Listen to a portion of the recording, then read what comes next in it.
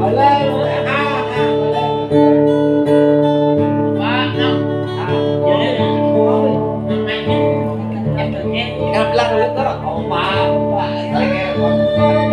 nghe rồi mà nó em lên